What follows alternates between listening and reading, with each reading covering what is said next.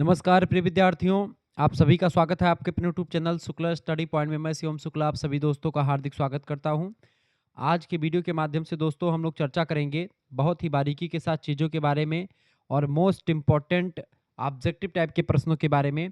यह question paper आपका है 2025 का बीए फोर्थ सेमेस्टर समाज शास्त्र सब्जेक्ट है, यानी sociology, social problems and social development in India, यानी भारत में सामाजिक जो परिवर्तन हो रहा है और जो समाज की जो प्रॉब्लम्स हैं यानी समस्याएं हैं, सामाजिक समस्याएं भारत में, और समाज का जो डेवलपमेंट हो रहा है वहाँ से बनने वाले मोस्ट इंपॉर्टेंट प्रश्न, जो समस्याएं हैं, जो मुद्दे हैं भारतीय समाज में जो डेवलप हो रहे हैं, जिससे समाज को खतरा उत्पन्न होता है, उन सभी के बारे में आज की वीडियो के माध्यम से हम चर्चा करेंगे। हाय दोस्तों, मैं शिवम शुक्ला आप सभी दोस्तों का हार्दिक स्वागत करता हूँ। यह क्वेश्चन पेपर है आपका, ठीक है, सभी विश्वविद्यालय के लिए इंपॉर्टेंट है। छत्रपति साहू जी महाराज कानपुर विश्वविद्यालय, इसके अलावा आपका सिद्धार्थ यूनिवर्सिटी कपिलवस्तु, ठीक है, दीनदयाल उपाध्याय गोरखपुर विश्वविद्यालय, बुंदेलखंड यूनिवर्सिटी झांसी, लखनऊ विश्वविद्यालय, महात्मा गांधी काशी विद्यापीठ, वीर बहादुर सिंह पूर्वांचल विश्वविद्यालय, महाराजा सोहेल देव आजमगढ़ विश्वविद्यालय, जन नायक चंद्रशेखर बलिया विश्वविद्यालय, राम मनोहर लोहिया अवध विश्वविद्यालय, माँ शाकुम्भरी सहारनपुर, महात्मा गांधी काशी विद्यापीठ, एमजे प्यारे बरेली रुहेलखंड, माँ शाकुम्भरी सहारनपुर, राजा महेंद्र प्रताप सिंह स्टेट यूनिवर्सिटी, माँ पाटेश्वरी बलरामपुर विश्वविद्यालय, माँ विंध्यवासिनी मिर्जापुर विश्वविद्यालय। ऐसे तमाम प्रकार के और विश्वविद्यालय जिनकी परीक्षा ऑब्जेक्टिव होती है उन सभी के लिए बहुत ही महत्वपूर्ण है। इसके अलावा चौधरी चरण सिंह मेरठ विश्वविद्यालय, प्रोफेसर रज्जू भैया state university, doctor Bhimrao Ambedkar Agra विश्वविद्यालय, सभी के लिए बहुत ही महत्वपूर्ण है, ठीक है।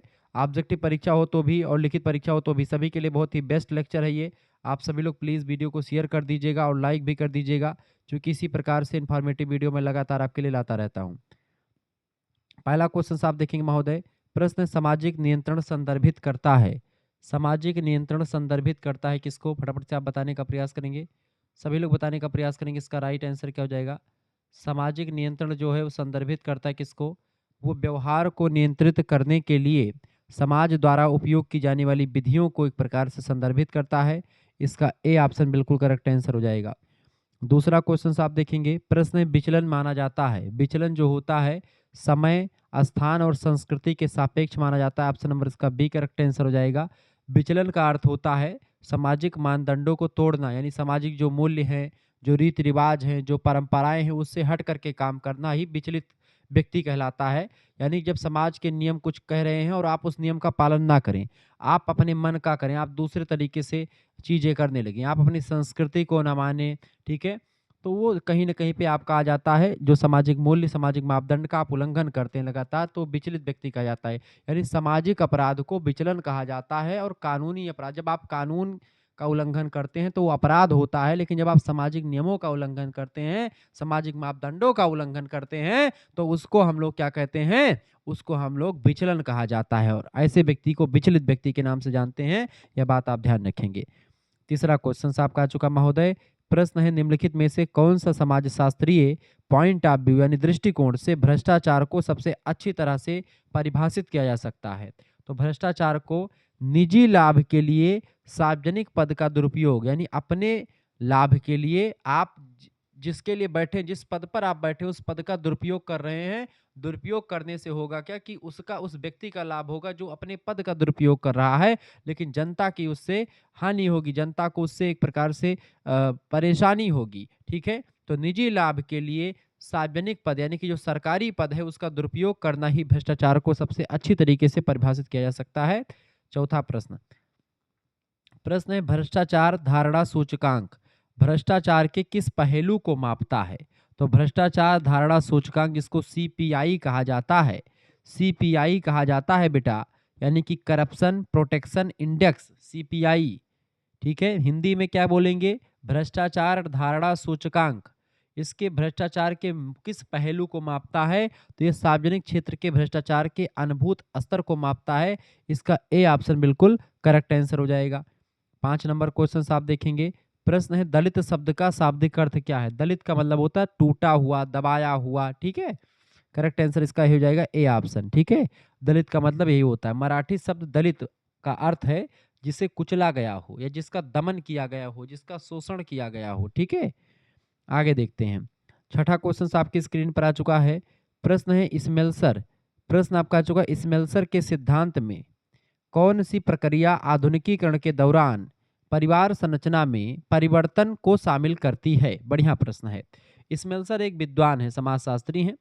तो उनके सिद्धांत में कौन सी ऐसी प्रक्रिया है दिए गए ऑप्शन में जो आधुनिकीकरण यानी मॉडर्नाइजेशन के दौरान परिवार की संरचना में परिवर्तन को शामिल करती है, कि परिवार की संरचना में शामिल होता है आधुनिकीकरण के दौरान परिवार बदलता है। जैसे संयुक्त परिवार एकाकी परिवार में यानी जो ज्वाइंट फैमिली है वो न्यूक्लियर फैमिली में बदल जाती है। इसी को बोलते हैं विभेदीकरण की प्रक्रिया के द्वारा। ऑप्शन नंबर इसका बी करेक्ट आंसर होगा, विभेदीकरण की प्रक्रिया। नील स्मेल्सर इनका पूरा नाम है। वो कहते हैं कि जैसे जैसे समाज आधुनिक होता है, संस्थाएं जैसे तमाम सारे जो परिवार हैं अधिक विशिष्ट और अलग अलग कार्यों में बंट जाते हैं, और यही होता है एक प्रकार से ये चीजें परिवार की संरचना में बहुत परिवर्तन देखने को मिलता है। 7वां क्वेश्चन आपका आ चुका है। प्रश्न, the stages of economic growth a non communist manifesto पुस्तक के लेखक कौन है? बढ़िया प्रश्न है। The stages of economic growth, इस पुस्तक को लिखा है बेटा वाल्ट रोस्टो ने। किसने लिखा है? Volt Rosto. ऑप्शन नंबर इसका डी करेक्ट आंसर हो जाएगा। अच्छा, वाल्ट रोस्टो ने आर्थिक विकास के 5 चरणों का सिद्धांत दिया है इसी पुस्तक में, the stages of economic growth में। ठीक है। 8वां क्वेश्चन आपकी स्क्रीन पर आ चुका है। प्रश्न है, कौन सा सिद्धांत सुझाव देता है कि पारंपरिक समाजों को विकसित होने के लिए पश्चिमी मूल्यों को यानी कि जो वेस्टर्न वैल्यूज हैं उनको अपनाना पड़ेगा? तो ऐसा कौन सा सिद्धांत है? तो ऐसा सिद्धांत है बेटा आधुनिकीकरण का सिद्धांत। मॉडर्नाइजेशन थियरी जो है यह सिद्धांत मानता है कि विकास के लिए पिछड़े देशों को पश्चिमी देशों की जो टेक्नोलॉजी है यानी तकनीक है और संस्कृति है उसकी नकल करनी चाहिए। ये आधुनिकीकरण की विचारधारा मानती है। ऑप्शन नंबर इसका बी करेक्ट आंसर होगा। बढ़िया उस तरीके समझ में आ रहा है। 9वां नंबर प्रश्न है, एशियन ड्रामा बड़ी जबरदस्त पुस्तक है और ये प्रश्न हमेशा से परीक्षा में पूछा गया है। एक भी साल ऐसा नहीं हो जब ये प्रश्न ना पूछा। गुन्नार मिल्डल की ये पुस्तक है। ऑप्शन नंबर इसका सी करेक्ट आंसर होगा, गुन्नार मिल्डल। पुस्तक एशिया के देशों के गरीबी और विकास की जो इशूज हैं, जो समस्याएं हैं, उन समस्याओं पर ये पुस्तक लिखी गई है, एशियन ड्रामा। ठीक है। 10वां क्वेश्चन आपकी स्क्रीन पर आ चुका है। प्रश्न है, किसान आत्महत्याएं अक्सर किससे जुड़ी हुई होती हैं? किसान आत्महत्याएं आर्थिक संकट और ऋणग्रस्तता से जुड़ी हुई होती हैं, क्योंकि आर्थिक संकट की स्थिति में और बहुत ज़्यादा कर्जा जब लद जाता है किसानों पर तो वो आत्महत्या कर लेते हैं। अच्छा, आत्महत्या का सिद्धांत किसने दिया है? इमाइल दुर्खीम ने दिया है। आत्महत्या के 4 प्रकार के आत्महत्या के बारे में इमाइल दुर्खीम ने बताया। सुसाइड नाम की द सुसाइड नाम की पुस्तक भी इमाइल दुर्खीम ने ही लिखी है। इमाइल दुर्खीम ही कहते हैं कि समाज जो है वो सामूहिक प्रतिनिधानों का विज्ञान है। सामूहिक प्रतिनिधित्व का सिद्धांत दिया इमाइल दुर्खीम साहब ने। यह बात आप ध्यान रखेंगे। ठीक है। सामाजिक तथ्य की बात करी इन्होंने, सोशल फैक्ट की अवधारणा दी इमाइल दुर्खीम साहब ने। एक चीज़ यहीं पर और आपको बता दूं कि अगर आपको हमारे पीडीएफ नोट्स प्राप्त करने हैं, हमारे व्हाट्सएप ग्रुप से जुड़ना है, तो आप प्राप्त कर सकते हैं। एक सब्जेक्ट नहीं बल्कि सभी सब्जेक्ट का। माइनर मेजर में से माइनर का पेपर होगा नहीं, को करिकुलर मेजर का पेपर होगा। उन सभी का ऑब्जेक्टिव का भी प्रैक्टिस सेट और लिखित का भी प्रैक्टिस सेट सब कुछ आपको मिलेगा। 9984 039 139 इस नंबर पर आप व्हाट्सएप पर एसएमएस कर दीजिएगा। क्या एसएमएस करेंगे? आप अपना नाम एसएमएस कर दीजिएगा, अपनी यूनिवर्सिटी का नाम, अपने सब्जेक्ट के नेम और आप किस सेमेस्टर में हैं अपने सेमेस्टर का नाम लिख करके भी भेज दीजिएगा। जिससे इतना लिख करके आप भेजेंगे, आपके पास एक क्यूआर कोड भेजा जाएगा। उसी क्यूआर कोड पर मात्र और मात्र 100 रुपये फीस आपको जमा कर देने हैं। ये स्कैनर, इसी पर आपको कितना फीस जमा करना है बेटा? मात्र और मात्र 100 रुपीज़ फीस आपको जमा कर देने हैं। उसी 100 रुपये में आपको 2-3 सब्जेक्ट जो आपके मेजर के होंगे उनके सभी के कम से कम 5-5 प्रैक्टिस सेट आपको मिल जाएंगे, ऑब्जेक्टिव के भी और लिखित के भी। फिर उसके बाद में आपको मिलेगा क्या? उसके बाद में आपको मिलेगा बेटा रिवीजन क्लास की पीडीएफ नोट्स और साथ ही साथ में आपको ऑब्जेक्टिव का प्रैक्टिस सेट और लिखित का अति लघुत्तरी लघुत्तरी दीर्घोत्तरी सभी का प्रैक्टिस सेट और को करिकुलर का जो आपका पेपर होगा, को करिकुलर में आपके 10 practice set with answer sheet आपको मिलेंगे। ये भी जैसे आपको पेपर मिलेगा तो पेपर की आंसर भी नीचे आपको लगी रहेगी, यानी आंसर शीट भी आपको मैं दूंगा, तो कहीं पर आपको भटकना नहीं पड़ेगा। सब कुछ एक ही जगह पर मिल जाएगा, शुक्ला स्टडी पॉइंट पर। हमारा दूसरा चैनल है को करिकुलर मास्टर, उस पर आपको को करिकुलर के बहुत सारे वीडियोज़ मिल जाएंगे। वीडियोज़ आप यूट्यूब पर ही देख पाएंगे, लेकिन उसका जो पीडीएफ नोट्स होता है वो हमारे व्हाट्सएप ग्रुप में मिलता है। आप सभी लोग जुड़ने का प्रयास करें। धन्यवाद। ये फीस आप किसी दूसरे से भी जमा करवा सकते हैं। ठीक है। चलिए 11 नंबर क्वेश्चन आपकी स्क्रीन पर आ चुका, फटाफट से आप देखेंगे। 11 नंबर क्वेश्चन आपका आ चुका है, एनोमी विचलन को समझाने के लिए उपयोग की जाने वाली अवधारणा किसे संदर्भित करती है? 11 नंबर फटाफट से आप बताएंगे। एनोमी किसे संदर्भित करती है? बताएं। एनोमी जो होती है विचलन को समझाने के लिए उपयोग की जाने वाली एक अवधारणा होती है, जो समाज में मानदंडहीनता को की स्थिति को दिखाती है कि समाज में मानदंड की स्थिति कैसी है, मानदंड जो हीन किया जा रहा है। यानी इमाइल दुर्खीम ने सिद्धांत दिया। वो कहते हैं कि जब समाज के पुराने नियम टूट जाते हैं तो नए नियम नहीं बन पाते हैं, तो उस समय भ्रम की स्थिति हो जाती है। उसी भ्रम की स्थिति को एनोमी कहते हैं कि भाई अब नियम चूंकि भंग हो गए हैं, ऐसे में नया नियम पालन किया जाए कि नहीं किया जाए, कैसे किया जाए, जो भ्रम का माहौल क्रिएट होता है वही एनोमी कहा जाता है। बी ऑप्शन करेक्ट आंसर होगा। 12 नंबर क्वेश्चन आपका आ चुका है। प्राथमिक विचलन किसे संदर्भित करता है? प्राथमिक विचलन जो होता है वो विचलित के रूप में लेबल किए जाने से पहले नियम तोड़ने के प्रारंभिक कार्य होते हैं। ऑप्शन नंबर इसका बी करेक्ट आंसर होगा। विचलन, विचलन के बारे में प्राथमिक विचलन को संदर्भित करते हुए एडविन लेमर्ट नाम के एक विद्वान हैं, उन्होंने कहा कि वह पहली गलती जिस पर समाज आपको अपराधी का ठप्पा नहीं लगाता है उसी को प्राथमिक विचलन कहते हैं। उस पर जो समाज के लोग हैं वो आपको अपराधी नहीं बल्कि बस एक गलती मानते हैं और गलती मान करके आपको क्षमा कर देते हैं। ऐसे कार्य को प्राथमिक विचलन कहा जाता है। लेकिन जब आप वही काम बार बार करते हैं, समाज के नियमों का उल्लंघन बार बार करते हैं, तो आपको लिए दंड का प्रावधान, आपके लिए समाज निकाला, आपके यहाँ लोग खान पान बंद कर देंगे, आपके यहाँ शादी ब्याह जाना बंद हो जाएगा। इसीलिए ये सामाजिक अपराध होता है विचलन। ठीक है। 13 नंबर क्वेश्चन आपका आ चुका है। अपराध को विचलन के अन्य रूपों से क्या अलग करता है? बताएं। अपराध को विचलन के अन्य रूपों से औपचारिक कानूनी प्रतिबंध जो होता है यही अलग करता है। फॉर्मल लीगल सैंक्शन जो होते हैं ये अपराध की विशेषताएं हैं, जबकि विचलन जो होता है समाज का उल्लंघन करना, समाज के नियम कायदों का उल्लंघन करना होता है। ठीक है। 14 नंबर क्वेश्चन आप देखेंगे। प्रश्न है किशोर अपराध का संदर्भ है।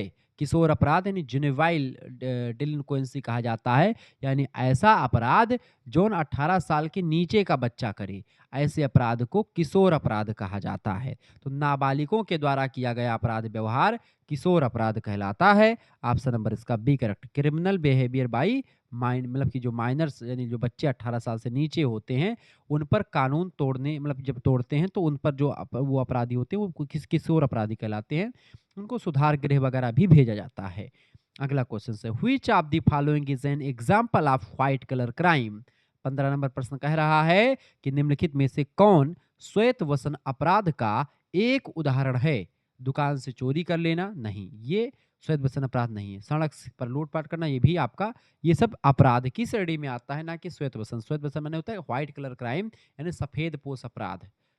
कारपोरेट धोखाधड़ी, बिल्कुल राइट आंसर आपका है कारपोरेट धोखाधड़ी, यानी उच्च समाज के पद पर आप बैठे हैं, ठीक है, और व्यवसाय के दौरान आप चोरी करते हैं, टैक्स की चोरी करना हो गया, ठीक है, या इसके अलावा घोटाला कर लिया आपने कोई चीज, ठीक है, तो ये सब श्वेत व्यसन अपराध होता है, इसी को बोलते हैं सफेद पोश अपराध। ये बड़े बड़े सामाजिक पद प्रतिष्ठा वाले व्यक्ति करते हैं या फिर बड़े बड़े नेता मंत्री करते हैं। जैसे अभी अरविंद केजरीवाल जी पर जो अपराध लगा था उसको एक प्रकार से कहीं ना कहीं पे कोर्ट ने कहा कि भाई सबूत ही नहीं मिल पाए हैं, तो वो छूट कर मतलब कि उनके खिलाफ जो है वो अपराध सिद्ध नहीं हो पाया है। तो वो अपराध जैसे उस जो घोटाला वाला अपराध आएगा श्रेणी में, वो चला जाएगा आपका व्हाइट कलर क्राइम में, यानी कि सफेद पोश अपराध। बड़े पदों पर जो लोग बैठे हैं वो जब अपराध करते हैं। 16 नंबर क्वेश्चन आपका आ चुका है। जलवायु अनुकूलन में स्थानीय ज्ञान का अर्थ क्या है? 16 नंबर फटाफट से आप बताने का प्रयास करेंगे। 16 नंबर का करेक्ट आंसर क्या हो जाएगा बेटा? सभी लोग बताने का प्रयास करें। वीडियो को लाइक कर दीजिएगा, चैनल पर अगर नए हैं तो प्लीज चैनल को सब्सक्राइब कर दीजिएगा। 16 नंबर प्रश्न, जलवायु अनुकूलन में स्थानीय ज्ञान का अर्थ क्या है? स्थानीय ज्ञान का अर्थ होता है पर्यावरण के बारे में पारंपरिक सामुदायिक ज्ञान को ही जलवायु अनुकूलन में स्थानीय ज्ञान के रूप में जाना जाता है। Traditional community wisdom about environment, B option इसका करेक्ट आंसर हो जाएगा। इसका अर्थ है उन अनुभवों और समझ से है जो स्थानीय लोग पीढ़ियों से अपने पर्यावरण के साथ तालमेल बिठाने के लिए उपयोग करते आ रहे हैं चीजों को, ठीक है। अगला क्वेश्चन आप देखें। 17 नंबर प्रश्न आपका आ चुका बेटा। प्रश्न है समाजशास्त्री उलरिच बेक के अनुसार समकालीन समाज को किस रूप में वर्णित किया जाता है? 17 नंबर बताएंगे। समाजशास्त्री उलरिच बेक के अनुसार समकालीन समाज को किस रूप में वर्णित किया जाता है? तो जोखिम समाज के रूप में वर्णित किया जाता है। ऑप्शन नंबर इसका ए करेक्ट आंसर हो जाएगा, रिस्क सोसाइटी, ठीक है, इसका ए ऑप्शन बिल्कुल करेक्ट आंसर हो जाएगा, ठीक है। समाजशास्त्री उलरिच बेक मानते थे कि आधुनिक समाज अपनी प्रगति यानी प्रोग्रेस और टेक्नोलॉजी की वजह से खुद ही नए तरह के वैश्विक खतरे और अनिश्चितता पैदा कर रहा है। खुद ही वो विकास कर रहा है और विकास के दौरान तमाम प्रकार के खतरे भी उत्पन्न कर रहा है। 18 नंबर क्वेश्चन आपकी स्क्रीन पर आ चुका है। किसने कहा है कि वैधानिक रूप से अपराध एक ऐसी क्रिया है जो कानूनतः अपदंडनीय होती है? तो बिल्कुल वैधानिक रूप से अपराध एक ऐसी क्रिया है जो कानूनतः यानी कानून के हिसाब से दंड के लिए पात्र है। इसको टफ्ट महोदय ने कहा था, Donald R Taft. Option number इसका करेक्ट आंसर क्या हो जाएगा? D option, Donald R Taft. Taft ने अपराध की कानूनी परिभाषा देते हुए इसे दंड के विधान से जोड़ा। ये बात आप ध्यान रखेंगे, ठीक है। आगे देखते हैं 19 नंबर क्वेश्चन आपका आ चुका है। प्रश्न है, भारत में पहला व्यापक किशोर न्याय अधिनियम किस वर्ष पारित किया गया था? 19 नंबर, भारत में पहला व्यापक किशोर न्याय अधिनियम जो पारित किया गया था 1986 यानी 1986 में पारित किया गया था। इसका ए ऑप्शन करेक्ट आंसर हो जाएगा। हालांकि इसमें बाद में संशोधन भी हुआ, जैसे 2000 ईस्वी में संशोधन हुआ, ठीक है, फिर 2015 में भी इसमें संशोधन हुआ है किशोर न्याय अधिनियम वाले में, ठीक है। लेकिन पहला राष्ट्रव्यापी व्यापक अधिनियम जो बना था 1986 1986 में ही बना था। ये बात आप ध्यान रखेंगे। 20 नंबर क्वेश्चन आप देखेंगे। प्रश्न आपका आ चुका, निम्नलिखित में से कौन सा विचारक अपराध के शास्त्रीय सिद्धांत के विकास से सबसे अधिक जुड़ा हुआ है? 20 नंबर, निम्नलिखित में से कौन सा विचारक अपराध के शास्त्रीय सिद्धांत यानी क्लासिकल थियरी के विकास से सबसे अधिक जुड़ा हुआ है? तो बेकारिया और बेंथम नाम के विद्वान जुड़े हुए हैं। ऑप्शन नंबर इसका बी करेक्ट आंसर होगा। सीजर बेकारिया और जर्मी बेंथम ने तर्क दिया कि व्यक्ति अपनी इच्छा से अपराध चुनता है और उसे दंड का डर दिखा करके रोका जा सकता है कि भाई आप अगर ऐसा कृत्य करेंगे तो आपको दंड मिलेगा। 21 नंबर क्वेश्चन आपका आ चुका है। डिसिप्लिन एंड पनिश पुस्तक के लेखक कौन है? डिसिप्लिन एंड पनिश नाम की पुस्तक को लिखा है फूको नाम के विद्वान ने। ऑप्शन नंबर इसका ए करेक्ट आंसर होगा। इनका पूरा नाम है मिशेल फूको, ठीक है। आधुनिक समाज में नियंत्रण और अनुशासन की प्रणालियों का विश्लेषण डिसिप्लिन एंड पनिश नाम की पुस्तक में करते हैं। 22 नंबर क्वेश्चन से, किस समाजशास्त्री ने जैविक एकता की अवधारणा दी है? जैविक एकता की अवधारणा यानी कि ऑर्गेनिक सोलिडेरिटी की अवधारणा दी है हमारे इमाइल दुर्खीम साहब ने, इमाइल दुर्खीम, ठीक है। इन्होंने कहा कि आधुनिक समाजों में लोग अपनी भिन्नताओं और एक दूसरे पर निर्भरता की वजह से जुड़े रहते हैं, जिसको हम जैविक एकता कहते हैं। 23 नंबर क्वेश्चन आप देखेंगे। सतत विकास लक्ष्य कब अपनाए गए थे? Sustainable development goals. सतत विकास लक्ष्य की अगर बात की जाए बेटा, सतत विकास लक्ष्य की अगर बात करें तो ये कब अपनाए गए थे? ये अपनाए गए थे बेटा 2015 में। एसडीजी सस्टेनेबल डेवलपमेंट गोल्स 2015 में अपनाए गए थे और 2030 तक जो है इनको कंप्लीट होना था। इसमें 17 लक्ष्य जो है कुल मिलाकर के निर्धारित किए गए थे, जिनको 2030 में पूरा करना था। 24 नंबर क्वेश्चन आपका आ चुका है। उत्तर विकास परिप्रेक्ष्य तर्क देता है, उत्तर विकास परिप्रेक्ष्य पोस्ट डेवलपमेंट तर्क देता है कि विकास की अवधारणा स्वयं समस्याग्रस्त है। बिल्कुल, विकास की समस्या, विकास की अवधारणा स्वयं समस्याग्रस्त है। करेक्ट आंसर हो जाएगा बी ऑप्शन। 25 नंबर क्वेश्चन आप देखेंगे। प्रश्न है, डिलीकिंग पुस्तक का लेखक कौन है? 25 नंबर, डिलीकिंग पुस्तक के लेखक है समीर अमीन। ऑप्शन नंबर इसका ए करेक्ट आंसर हो जाएगा। 26 नंबर क्वेश्चन आप देखेंगे महोदय। प्रश्न है, डेनियल लर्नर का आधुनिकीकरण का सिद्धांत किसके महत्व पर जोर देता है? तो डेनियल लर्नर का आधुनिकीकरण का सिद्धांत जो है वो जन मीडिया और संचार इस पर महत्व देता है। लर्नर के अनुसार रेडियो, टीवी, अखबार लोगों की सोच को आधुनिक बनाने में मदद करते हैं। आजकल सोशल मीडिया ने लोगों को आधुनिक बनाने में बहुत मदद की है। ऑप्शन नंबर इसका डी करेक्ट आंसर होगा। 27 नंबर क्वेश्चन आ चुका महोदय आपका। प्रश्न, नील स्मेल्सर का संरचनात्मक विभेदीकरण सिद्धांत किस पर केंद्रित है? 27 नंबर, नील स्मेल्सर का संरचनात्मक विभेदीकरण सिद्धांत जो है वो सामाजिक संस्थानों का बढ़ता विशेषीकरण इस पर केंद्रित है। ऑप्शन नंबर इसका बी करेक्ट आंसर हो जाएगा। 28 नंबर क्वेश्चन आपका आ चुका है। प्रश्न है, वैश्वीकरण मुख्य रूप से संदर्भित करता है? 28 नंबर, वैश्वीकरण मुख्य रूप से संदर्भित करता है दुनिया भर में बढ़ती परस्पर जो संबद्धता है उसी को, चूंकि दुनिया के सारे देश एक दूसरे पर आराम से डिपेंड हो रहे हैं, ठीक है। देशों के बीच व्यापार, तकनीक और संस्कृति के आदान प्रदान से पूरी दुनिया एक हो चुकी है और एक वैश्विक गांव की अवधारणा जो है वो समीचीन प्रतीत हो रही है, अच्छी लग रही है। 29 नंबर क्वेश्चन आप देखेंगे। प्रश्न है, समाजशास्त्रीय शब्दों में सांस्कृतिक विलंबना क्या? सांस्कृतिक विलंबना, कल्चरल लैग, अंग्रेजी में कल्चरल लैग कहते हैं। इसकी अवधारणा को दिया है आगबर्न महोदय ने, ठीक है। विलियम आगबर्न ने कहा कि जो भौतिक संस्कृति है वो जल्दी बदल जाती है। जैसे कि आप देखिए टीवी, कूलर, एसी, फ्रिज यानी कि जो हमारे विचार हैं उसको अपनाने में टाइम लगाते हैं। यानी जैसे कोई नई-नई आधुनिक तकनीकें आ गई, वैज्ञानिक चीज़ें आ गई, लेकिन उसका विकास यानी भौतिक संस्कृति का विकास जल्दी होता है, लेकिन उसकी तुलना में अभौतिक संस्कृति पीछे रह जाती है। इसी को विलंबना कहा जाता है। एक संस्कृति आगे बढ़ जाए यानी भौतिक संस्कृति और अभौतिक संस्कृति पीछे रह जाए, ठीक है? आगे बढ़ने कहते हैं जैसे हमारी तकनीक भौतिक जल्दी बदल जाती है संस्कृतियाँ, लेकिन अभौतिक संस्कृति यानी रीति-रिवाज, हमारे सोच-विचार ये पीछे रह जाते हैं। और इसी सिचुएशन को कल्चरल लैग कहा। संस्कृतिकरण की अवधारणा दी है एम.एन. श्रीनिवास ने और संस्कृति को 2 भागों में बाँटा आगबर्न ने, ठीक है? भौतिक संस्कृति और अभौतिक संस्कृति। भौतिक संस्कृति जैसे टीवी, कूलर, एसी, फ्रिज, पंखा, ठीक है, रेडियो, ये सब आपका क्या है? ये सब आपकी भौतिक संस्कृति जिसको आप छू सकें, जिसको आप देख सकें, वो भौतिक संस्कृति हुए।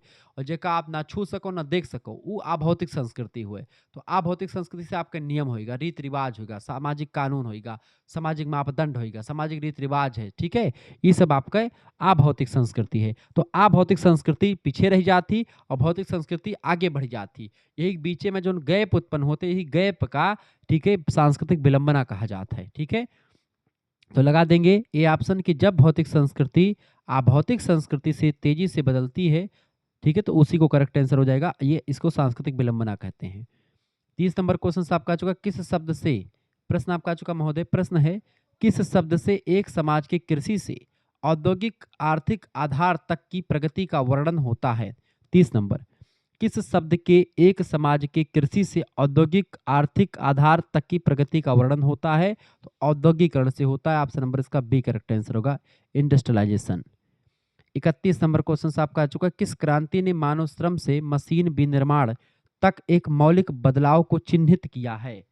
किस क्रांति ने? तो औद्योगिक क्रांति ने क्या किया है? मानव श्रम से मशीन विनिर्माण तक एक मौलिक बदलाव को चिन्हित किया है। ऑप्शन नंबर इसका सी करेक्ट आंसर होगा, industrial revolution, C option correct answer होगा। मशीनीकरण से क्या हुआ? तमाम प्रकार के जो है मशीनों का निर्माण हुआ, जिससे जो काम हाथों से होता था मशीनों ने करना शुरू कर दिया। 32 नंबर क्वेश्चन आपका आ चुका, प्रश्न है निम्न में से कौन सी अवधारणा, which concept refers quantitative increase in specific parameters of society? निम्नलिखित में से या निम्न में से कौन सी अवधारणा समाज के विशिष्ट मापदंडों में मात्रात्मक वृद्धि को संदर्भित करती है? 32 नंबर, तो वृद्धि यानी वृद्धि जो होती है वह एक प्रकार से मात्रात्मक विकास को दर्शाती है। ऑप्शन नंबर इसका बी करेक्ट। ग्रोथ, विकास जो होता है वो गुणात्मक होता है, ठीक है, जबकि वृद्धि जो होती है वो मात्रात्मक होती है। वृद्धि में जैसे केवल संख्या या मात्रा से जुड़ा हुआ रहता है, कितना बढ़ा, कितनी बढ़ी, इसका नाप किया जा सकता है वृद्धि का। लेकिन विकास जो होता है उसकी क्वालिटी में, जैसे कि किसी देश का विकास का मतलब कि उस देश की क्वालिटी भी बढ़ रही है और उस देश का पैसा रुपया भी बढ़ रहा है, वो विकास होता है। विकास में वृद्धि भी शामिल हो जाती है। क्लियर? ये बात आप ध्यान रखेंगे। आगे देखते हैं। 33 नंबर क्वेश्चन आपका आ चुका है, प्रश्न है सामाजिक संरचनाओं और प्रथाओं के क्रमिक दीर्घकालिक परिवर्तन को सबसे अच्छी तरह किस रूप में वर्णित किया जाता है? बताएं। सामाजिक संरचनाओं और प्रथाओं के क्रमिक दीर्घकालिक यानी लंबे समय तक जो परिवर्तन होता है उसको हम उद्विकास कहते हैं। जो सामाजिक संरचनाओं में, सामाजिक प्रथाओं में एक क्रमिक परिवर्तन धीरे धीरे लंबे समय तक आराम से परिवर्तन होता है, बिना किसी के ढकेले हुए परिवर्तन होता है, नहीं कि किसी का इसमें वो नहीं शामिल, प्राकृतिक रूप से आराम से मस्त मौला गजगामिनी यानी कि हाथी के समान आराम से चल रहा है विकास, धीरे धीरे विकास हो रहा है, क्रम से विकास हो रहा है, ठीक है। जैसे कि आदि मानव से आधुनिक मानव बनने की प्रक्रिया, जैसे कि एक जो पुराना समाज था उससे नए समाज बनने की प्रक्रिया, ये उद्विकास कहलाता है। इसको बोलते हैं बेटा उद्विकास, एवोल्यूशन। जैसे धीमे धीमे कोई चीज बदले वैसे ही समाज में धीमे धीमे और लगातार निरंतर परिवर्तन होता रहता है, बिना किसी इफेक्ट के, बिना किसी कारण के आराम से परिवर्तन हो रहा है। कि वीर तुम बढ़े चलो, धीर तुम बढ़े चलो, ठीक है, आराम से चलो, और सामने पहाड़ हो बगल से निकल चलो, ठीक है। आइए बगल से निकलने की श्रृंखला आगे बढ़ते हैं। और क्रांति का हुए भैया? क्रांति, क्रांति एक पिक्चर नहीं, अरे पिक्चर ना हुए भैया, क्रांति का हुए, क्रांति मूवी आई थी, बड़ी फेमस मूवी थी। क्रांति एक मिसाल को कहा जाता है, जैसे कि किसी भी सत्ता के खिलाफ क्रांति करके उस सत्ता को उखाड़ करके फेंकना और नई सत्ता को पुनः स्थापित करना। एक नियम को उखाड़ करके फेंक करके क्रांति करके और दूसरा नियम लागू करवा देना क्रांति कहलाता है। क्रांति जो होता है वो अचानक से होता है, तीव्र गति से होता है। प्रगति जो होता है उसको प्रोग्रेस कहते हैं। वो आराम से प्रगति भी होती है लेकिन अच्छे दिशा में परिवर्तन होती है।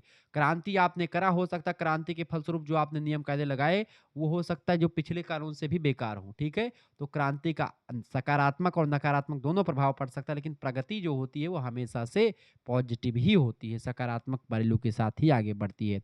वृद्धि जो होता है वो केवल मात्रा को बढ़ाता है, ठीक है। मात्रा कितना कितने कितनों को बताता है। उद्विकास लंबी प्रक्रिया होती है। विकास जो होता है उसमें आराम से देश की क्वालिटी और क्वांटिटी यानी मात्रा और गुण दोनों बढ़ते हैं उसमें, ठीक है। 34 नंबर प्रश्न आपका आएगा है भैया, प्रश्न crime it's cause and remedies पुस्तक के लेखक कौन है? बढ़िया पुस्तक है, crime its causes and remedies. इस पुस्तक को लिखा लोम्ब्रोसो नाम के विद्वान ने, लोम्ब्रोसो ने इस पुस्तक को लिखा है, ठीक है। लोम्ब्रोसो ने लिखा, ऑप्शन नंबर इसका एक करेक्ट आंसर होगा। हालांकि सदरलैंड ने भी इस पर बड़ा काम किया, लेकिन लोम्ब्रोसो की पुस्तक है ये। 35 नंबर क्वेश्चन आपका आ चुका है बेटा, फटाफट से आप देखने का प्रयास करेंगे।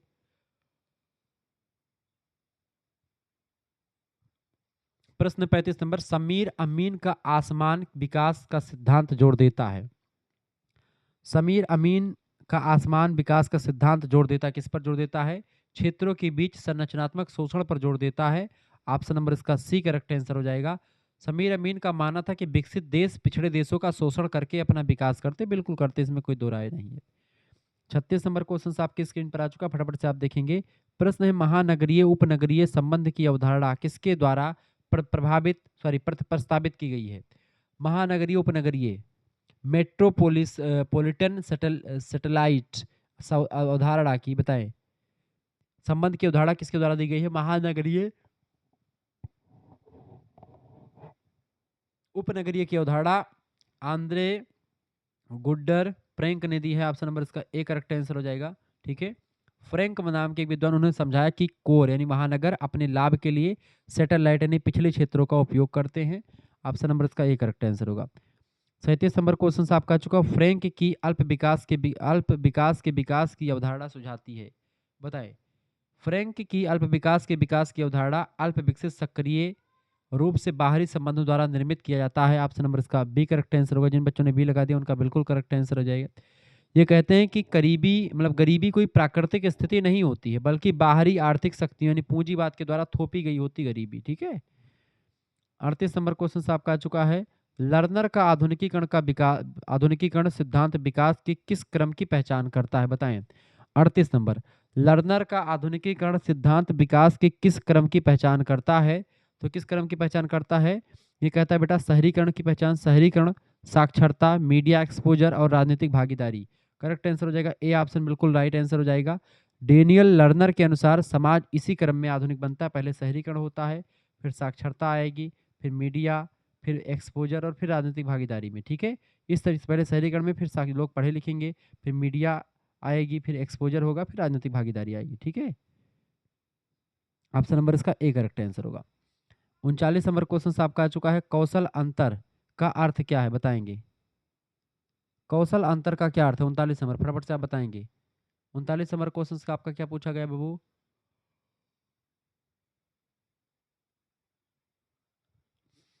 कौशल अंतर का अर्थ होता है उपलब्ध कौशल और बाजार मांग के बीच की विसंगति।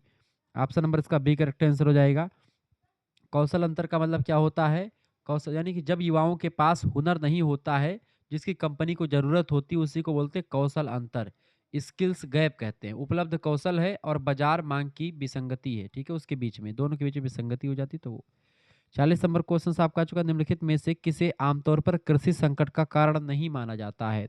तो कृषि संकट का कारण माना जाता है किसको भैया? जलवायु परिवर्तन को, किसान ऋणग्रस्तता को और कम उत्पादकता को। इन तीनों को कृषि संकट आमतौर पर मानते हैं, जबकि सार्वभौमिक शिक्षा ये कृषि का संकट नहीं है, ठीक है। तो यूनिवर्सल एजुकेशन ये कोई कृषि का संकट नहीं होता, उसका कारण नहीं बनता है, बाकी तीनों कारण हैं, ठीक है। तो शिक्षा संकट से नहीं आता बल्कि समाधान मिलता है शिक्षा से, ठीक है। बाकी जलवायु, कर्जा और कम उत्पादकता ये कृषि संकट के कारण होते हैं। 41 नंबर क्वेश्चन आपका जो, दुर्खीम के अनुसार भाग्यवादी किससे संबंधित हैं? इमाइल दुर्खिम के अनुसार जो भाग्यवादी होते हैं, भाग्यवादी आत्महत्या जो होती है वो किससे संबंधित होती है बेटा? बताइए फटाफट से। दुर्खिम के अनुसार भाग्यवादी आत्महत्या जो होती है वो अत्यधिक दमनकारी यमन।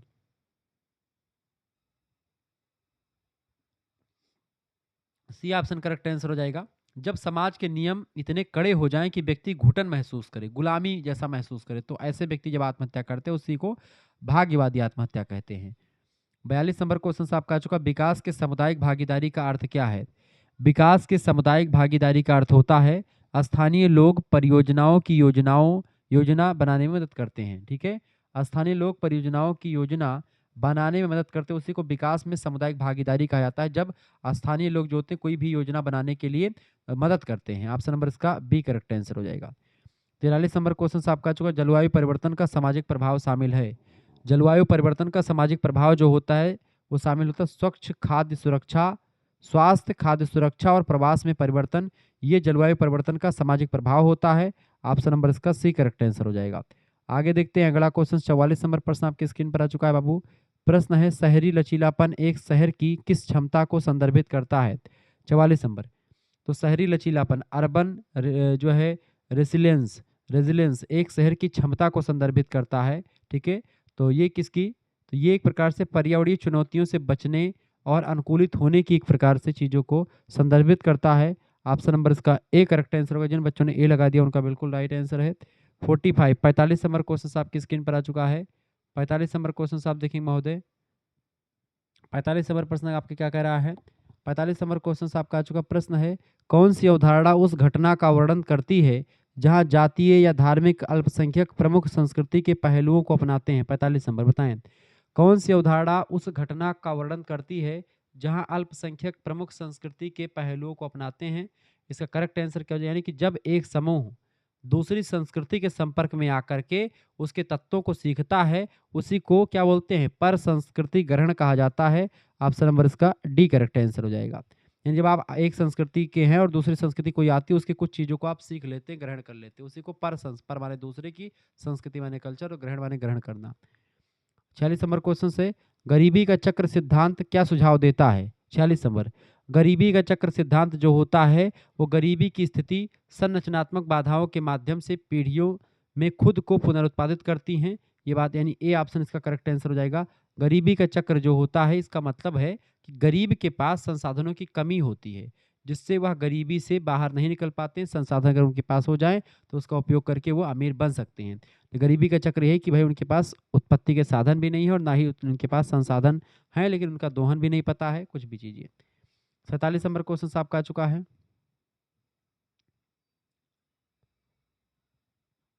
प्रश्न है महोदय। प्रश्न है कौन सा सैद्धांतिक ढांचा तर्क देता है कि जाति जैसी सामाजिक स्तरीकरण प्रणालियां बनी रहती हैं क्योंकि वे समाज की कार्यात्मक जरूरतों की पूर्ति करती हैं? तो कौन सा सैद्धांतिक ढांचा यह तर्क देता है कि जो जाति जैसी प्रणालियां बनी रहती हैं क्योंकि वे समाज की कार्यात्मक जरूरतों की पूर्ति करती हैं? ये बताया जाता है संरचनात्मक प्रकारात्मक जो वाद होता है उसमें। ऑप्शन नंबर इसका ए करेक्ट आंसर हो जाएगा। स्ट्रक्चरल जो है फंक्शनलिज्म। ठीक है, संरचनात्मक प्रकार्यात्मक जो वाद होता है ये ऐसा ढांचा है जो कि सामाजिक स्तरीकरण प्रणाली बनी रहती है जाति जैसी। ठीक है, क्योंकि समाज का कार्यात्मक विभाजन होता है। 48 नंबर क्वेश्चन आपका चुका। सामाजिक विकास मुख्य रूप से केंद्रित है। सामाजिक विकास जो है कल्याण और जीवन की गुणवत्ता पर केंद्रित होता है। ऑप्शन नंबर इसका बी करेक्ट आंसर हो जाएगा। 49 नंबर क्वेश्चन आपका आ चुका है। प्रश्न है रोस्टो के आर्थिक विकास के चरणों में निम्न के अलावा सभी शामिल हैं। रोस्टो, ठीक है, रोस्टो की अगर बात की, इनका पूरा नाम है वाल्ट रोस्टो। उन्होंने विकास के 5 चरण बताए जिसमें से सामाजिक समानता का कोई अलग चरण नहीं था। तो ये रोस्टो के आर्थिक विकास के चरणों में कौन शामिल है? निम्न के अलावा कौन शामिल है? तो देखिए पारंपरिक समाज, उड़ान की पूर्व शर्तें, उच्च जन उपभोग का युग, ये सब शामिल होते हैं। क्योंकि सामाजिक समानता चरण जो है ये अलग से कोई नहीं है, यानी कि तीनों बाकी हैं, ये शामिल है। ऑप्शन नंबर इसका सी करेक्ट आंसर होगा। सोशल इक्वलिटी स्टेज, ये जो होता है अलग से कोई चढ़ नहीं था, उसी में से शामिल हो जाता है। अगला 60 नंबर क्वेश्चन आपकी स्क्रीन पर, सॉरी 50 नंबर प्रश्न आपकी स्क्रीन पर आ चुका है। फटाफट से आप देखेंगे 50 नंबर क्वेश्चन। वीडियो को लाइक कर दीजिएगा, चैनल पर अगर नहीं तो सब्सक्राइब भी कर दीजिएगा। 50 नंबर प्रश्न आपसे क्या कह रहा है? प्रश्न कह रहा है कि रॉबर्ट के मर्टन, ठीक है, का तनाव सिद्धांत सांस्कृतिक लक्ष्यों और संस्थागत साधनों के बीच अंतर के प्रति कौन सी प्रतिक्रिया की पहचान करता है? बढ़िया क्वेश्चन है। आर के मर्टन का तनाव सिद्धांत लक्ष्यों और साधनों के बीच अंतर के प्रति कौन सी प्रतिक्रियाओं की पहचान करता है? तो इसका करेक्ट आंसर हो जाएगा सी ऑप्शन, अनुरूपता, नवाचार, अनुष्ठान और पलायन और विद्रोह। ऑप्शन नंबर इसका सी करेक्ट आंसर हो जाएगा। मार्टन ने 5 तरीके बताए जिससे लोग समाज में तनाव से निपटते हैं। पहला अनुरूपता, दूसरा नवाचार लाके, दूसरा तीसरा अनुष्ठान करके, तीसरा चौथा पलायन और पांचवा अगला विद्रोह। यानी 5 स्थितियों में व्यक्ति जो होता है वो अपने जो है तरीकों से अपने समाज किसके तनाव से निपट सकता है इन 5 तरीकों को अपना करके। या तो भाई अपना ले, जो भी समाज कह रहा है उसको अपना ले, या फिर कोई नवाचार चीज़ आ रही तो नई चीज़ों में हो जाए, या फिर कोई अनुष्ठान कर ले, या फिर कोई एक प्रकार से वहाँ से पलायन कर ले, वहाँ से अलग चला जाए, या फिर विद्रोह करे उस चीज़ के खिलाफ, समाज के खिलाफ। 51 नंबर क्वेश्चन है, संघर्ष सिद्धांत के अनुसार कानून मुख्य रूप से किसके लिए बनाए जाते हैं? बताएं। संघर्ष सिद्धांत कॉन्फ्लिक्ट थियरी के अनुसार कानून मुख्य रूप से किसके लिए बनाए जाते हैं? तो संघर्ष सिद्धांत कहता है कि शक्तिशाली समूहों के हितों की सेवा के लिए। मार्क्सवादी और संघर्षवादी मानते हैं कि अमीर लोग अपनी सत्ता को बचाने के लिए कानून बनाते ताकि अपनी सत्ता को बचाए रख सकें और जनता पर, गरीबों पर कानून को थोप दिया जाए। संघर्ष सिद्धांत यही बताता है। ऑप्शन नंबर इसका डी करेक्ट आंसर हो जाएगा। शक्तिशाली समूहों के हितों की सेवा करना, इसके लिए जो है संघर्ष सिद्धांत कहता है कि कानून इसीलिए बनाए गए हैं। 52 नंबर क्वेश्चन आपका आ चुका। भारत में किशोर न्याय, बच्चों की देखभाल और संरक्षण अधिनियम से सबसे पहले हाल ही में संशोधन किया गया था कब? 52 नंबर। भारत में किशोर न्याय यानी कि जेजे एक्ट जो था आपका, ठीक है, भारत में किशोर न्याय में सबसे हाल ही में जो संशोधन किया गया था वो किया गया था कब? मुख्य संशोधन हुआ था 2015 में, ठीक है, मुख्य 2015 में। लेकिन बाद में फिर 2021 में भी आप देखते हैं 2021 में भी बदलाव किए गए थे, लेकिन सबसे बड़ा जो बदलाव आपका आएगा वो 2015 में। ऑप्शन नंबर इसका सी करेक्ट आंसर, 15 में सबसे पहले बदलाव किया गया। अच्छा, पूछा क्या गया सबसे हाल ही में संशोधन जो हुआ है? सबसे हाल ही में हुआ है 2021 में संशोधन। अब 2021 में चूंकि ऑप्शन में है ही नहीं 2021, तो 2015 के बारे में ही पूछा गया, तो सी ऑप्शन ही लगा दीजिएगा। 53 नंबर प्रश्न, किशोर न्याय प्रणाली आमतौर पर अधिक ध्यान केंद्रित करती है? बताएं। किशोर न्याय प्रणाली आमतौर पर किस पर अधिक ध्यान केंद्रित करती है? तो किशोर न्याय प्रणाली जो थी बच्चों को सजा देने के बजाय बच्चों को सुधारने पर जोर देती है। यानी कि क्या करती, पुनर्वास और सुधार गृह पर, पुनर्वास यानी उसको दूसरे स्थान पर जा करके दूसरे घर में छोड़ दिया जाता ताकि वहां पर सुधारा जा सके बच्चे को, ठीक है। जेल नहीं भेजा जाता है बच्चों को, एक उनके बाल सुधार गृह होता है वहीं पर भेजा जाता है, रिमांड होम जिसको। 54 नंबर क्वेश्चन आपका आ चुका है। प्रश्न विचलन के खिलाफ औपचारिक प्रतिबंधों में शामिल है। 54 नंबर, विचलन के खिलाफ औपचारिक प्रतिबंध, फॉर्मल जो सैंक्शन होते हैं उसमें शामिल होता है कारावास या जुर्माना। सी ऑप्शन इसका करेक्ट आंसर हो जाएगा, ठीक है। जब आप विचलन के खिलाफ औपचारिक प्रतिबंध में शामिल होंगे, यानी कि जो सजा सरकार या पुलिस के द्वारा दी जाती है उसको औपचारिक नियम कहते हैं। जैसे कि अगर आपने विचलन का व्यवहार किया, समाज के खिलाफ ही काम किया और कानून का भी उल्लंघन हो गया, तो ऐसे में आपको कारावास जुर्माना होगा। अच्छा, समाज कारावास की बात नहीं करता है, वो समाज से बहिष्कृत करता है और तमाम सारी चीजें करता है। 55 नंबर क्वेश्चन आपका आ चुका है, फटाफट से आप देखेंगे। प्रश्न है, किसने आधुनिकीकरण को सामाजिक परिवर्तन की प्रक्रिया जिसमें विकास आर्थिक घटक है के रूप में परिभाषित किया है? बताएं। किसने आधुनिकीकरण को सामाजिक परिवर्तन की एक प्रक्रिया के रूप में परिभाषित किया है जिसमें विकास आर्थिक घटक के रूप में काम करता है? नील स्पेंसर ने कहा था इस परिभाषा को। ऑप्शन नंबर इसका डी करेक्ट आंसर हो जाएगा। 56 नंबर प्रश्न आप देखेंगे। प्रश्न है, वाल्ट रोस्टो के 5 चरणीय विकास मॉडल में टेक ऑफ चरण के तुरंत बाद कौन सा चरण आता है? 56 नंबर, फटाफट से आप बताने का प्रयास करेंगे। प्रश्न है, वाल्ट रोस्टो के 5 चरणीय मॉडल में टेक ऑफ चरण के तुरंत बाद कौन सा चरण आता है? तो परिपक्वता की ओर बढ़ना। ऑप्शन नंबर इसका सी करेक्ट आंसर होगा। जिन बच्चों ने सी लगा दिया उनका बिल्कुल राइट आंसर है। 57 नंबर क्वेश्चन आपका आ चुका है। आधुनिकीकरण के मार्क्सवादी दृष्टिकोण से के अनुसार कुछ देशों में अल्प विकास का प्राथमिक कारण क्या है? 57 नंबर बताएंगे। आधुनिकीकरण के मार्क्सवादी दृष्टिकोण के अनुसार अल्प विकास का प्राथमिक कारण क्या है? तो पूंजीवाद का विकास। ऑप्शन नंबर इसका सी करेक्ट आंसर है, growth of capitalism. 58 number question से, आधुनिक भारत में दहेज को सबसे अच्छी तरह से किस रूप में वर्णित किया जा सकता है? दहेज, दहेज जो होता है बेटा, ये किसके रूप में परिभाषित किया जा सकता है, बताएंगे सभी लोग। आधुनिक भारत में दहेज को सबसे अच्छी तरह से हम लोग परिभाषित कर सकते हैं, वर्णित कर सकते हैं। स्तरीकरण का एक रूप है ये, ठीक है, जो आर्थिक और लिंग असमानता को पुनरुत्पादित करता है। ऑप्शन नंबर इसका सी करेक्ट आंसर हो। देखिए, लड़कियां ही भारत में दहेज देती हैं, लड़की के माता पिता दहेज देते हैं। हालांकि लड़के के लोग जो होते हैं, लड़की की जिम्मेदारी पूरी लेते हैं, और खास करके लड़का लड़की में बराबर खर्चा अब तो आने लगा है, क्योंकि सोना चांदी इतना महंगा होगा, गहना अब हमारी ही शादी जो है एकदम से है, फिक्स हुई है। अब भैया उसमें गहना वाना बना, बड़ा पैसा लगा गहना बनवाने में। ऐसे ही उधर देखो, लड़की की तरफ गहना सोने चांदी बनवाने में भी बिक जाता है, इतना महंगा चीजें हो गई, 2-2 लाख तक चीजें, चांदी 4-4 लाख तक पहुंच गई थी उस समय। उसी समय बनवा लिए थे। अब सोचो, हम सोचा और कहीं महंगी ना हो जाए, फिर सस्ती हो गई। ठीक है, तो बड़ा चूना लग जाता है इन सभी में। तो ऐसे समझ लिए कि दहेज जो होता है बड़ी एक ऐसी व्यवस्था है भारतीय समाज की, जिसको लोग सामाजिक प्रतिष्ठा का सूचक मानते हैं। जैसे अगर अरे भैया फलाने के यहाँ 10 लाख और एक ठो कार थार मिली है, ठीक है, उनके यहाँ फार्चूनर मिली, इनके यहाँ वो मिला है, हे भैया बुलेट पाई से, हे भैया वो पाई सी। हम तो भैया साफ साफ पिताजी से बताए देना कि दहेज जो है न मांगो। और पिताजी हमारे दो लड़के, मतलब कि दो बड़े भाई हमारे शादी किए हैं, एक भी पैसा दहेज नहीं लिए। ठीक है, मतलब जो उनका मतलब रिस्पेक्टेड रूप से जो उन्होंने, मतलब ये पूछते भाई कितना क्या मांग जांच ऐसे पूछते हैं जब बर देखावत है। तो जब पिताजी हमारे कहते हैं भैया हमें समझे हो, जो मांगने वाले आते भिखारी समझे हो, लड़के का दाम बताने यहाँ पर बैठे हैं, तुरंत डांट देते हैं किसी सामने वाले को। आदमी बोलता नहीं है, फिर वो खुद ही जो पिताजी बोलते भाई जो तुम्हारा जो जिसको देना है अपना संकल्प करे हो, जो आपके मन में है, जो आपका बजट है, उस हिसाब से चलिए, क्या करना है क्या नहीं करना है वो आप दीजिए। किसी के देने से कुछ नहीं होता है, अपने अपना पुरुषार्थ होगा, आप खुद ही कमा लीजिएगा। ठीक है, लेकिन 4 ठो बुढ़वे बैठे तो झूठे बैठे, अरे भैया फलानमा यहाँ चांदी की थरिया चढ़ी रही है, अरे ये देखो भाई ये फलान टमाक, दुनिया भर का ज्ञान बताओ।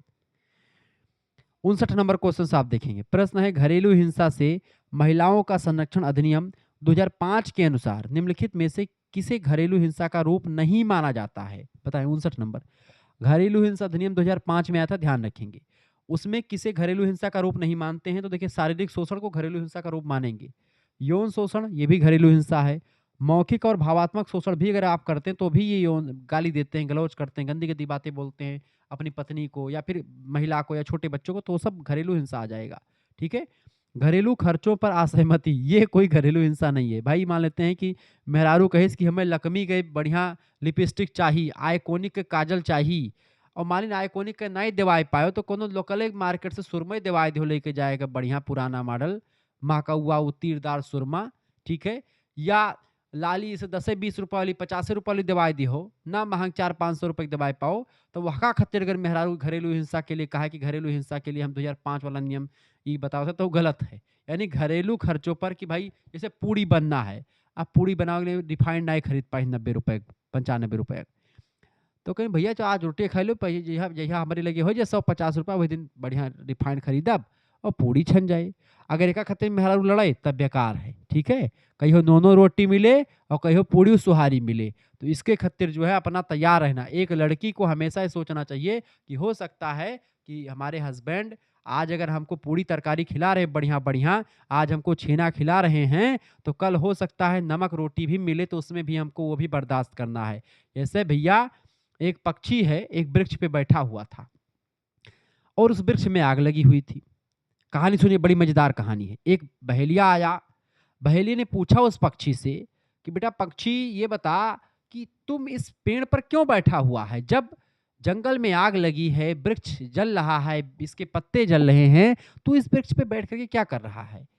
बहेलिया अपने शब्द में पूछता है, कैसे कि भैया आग लगी इस वृक्ष में, और क्या कहता है, और आग, बहेलिया पूछता है पक्षी से कि हे पक्षी, आग लगी इस वृक्ष में और जलते इसके पात, और तुम क्यों जलते पक्षियों जब पंख तुम्हारे पास।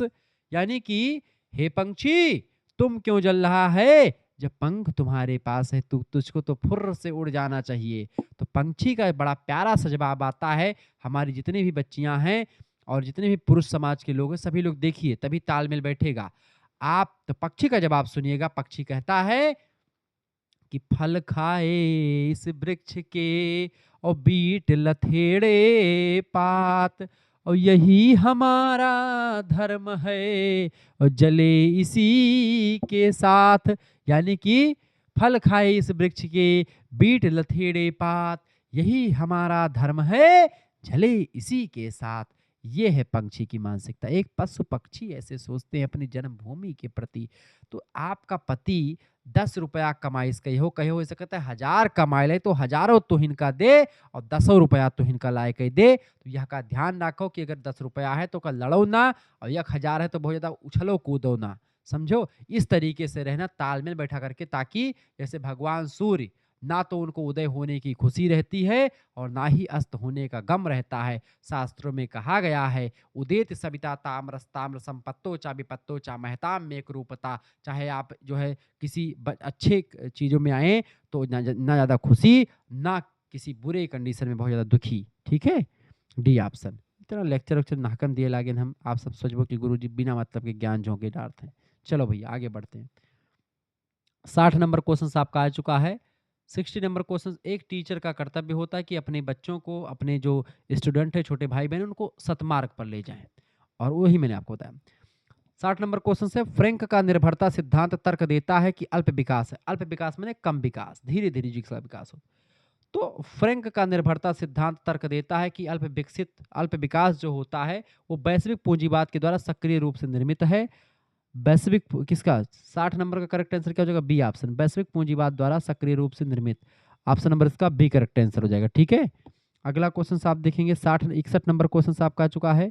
61 नंबर क्वेश्चन आपका आ चुका है, कौन सा सिद्धांत प्रस्तावित करता है कि आधुनिकीकरण अपरिहार्य है और विभिन्न समाजों के समान पैटर्न का अनुसरण करता है? 61 नंबर करेक्ट आंसर क्या हो जाएगा? आधुनिकीकरण का सिद्धांत ये बताता है, सी ऑप्शन।